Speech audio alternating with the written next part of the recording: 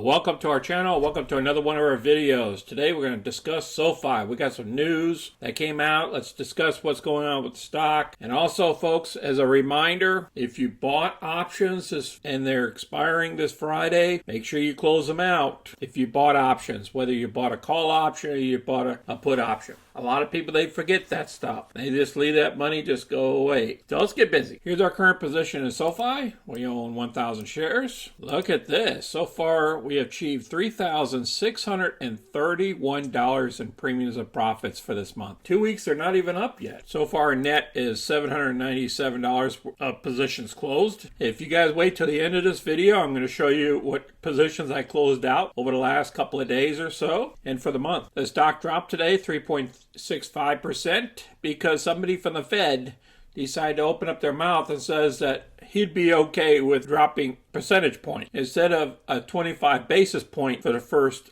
rate hike, he said we could do a point. Next thing you know, all the indices dropped and the stocks dropped accordingly as well because they're within the indices. So we had a volume of 56.8 million shares traded versus an average volume of 49 million, was still below a $10 billion market cap. Analyst has a low side of 16 and a high side of 25, and we're still below the low. Short interest. Our short interest is currently at 12.6% since January 15th. That's an increase of 12.6%. Here's the news that we're talking about. On Wednesday, it just came out, breaking up with bad banking and move on with SoFi. Now, this is a promotional idea that SoFi came up with to get more subscribers, and they're giving away $25,000 in rewards at different parts of this event. So it comes out to a total of $75,000. So you just click this website right here and it tells you all about it, or you can just go down here and it tells you about the SoFi Breakup Challenge. And this is just another way that SoFi is coming up with ideas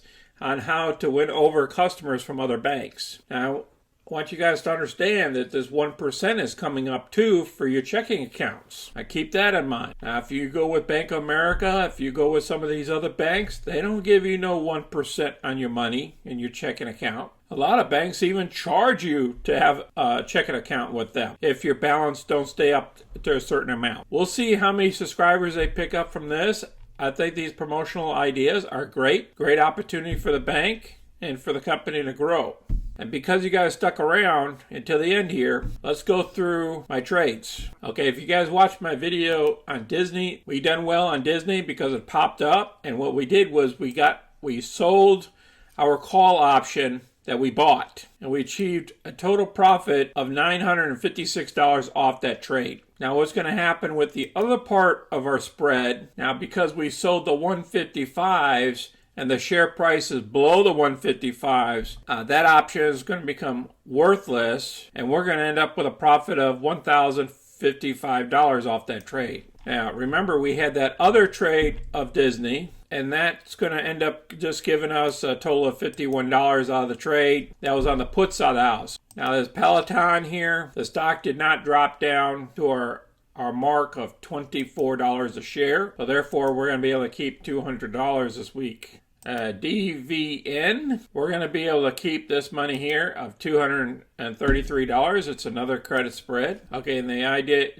IWM, I still have that. And we still have some time, another week for this option. We got Upstart. I did the 95 as a credit spread. And we still have another week with it too as well. But we're trying to achieve $408 worth of profits. Just a premium profits between the two. So you got to take your negatives and the positives and you put them together, and that's how you get that number. Now this position, I closed it out today, these puts here, and we collected our total of $472 worth of profits. Now we still have NCLH open. We still have a G-Lang, which is another gas company. That position is still open. And then Ford, we have half of that position still open. I closed one part of the position, and then we still have another on the put side of the house. I had this Ford still open as well. HTA still open. DVN still open. Just one part I rolled up to the 60, and I still have one part of this position still open too on DVN. I also have these two covered call positions still open for AMD and for Open, and these are all our closed positions so far this month of 1,896 if you subtract the minuses from the positives. I appreciate everybody watching our video today. You guys take care out there, stay diversified. Until next time, this is Sonny, I'm out.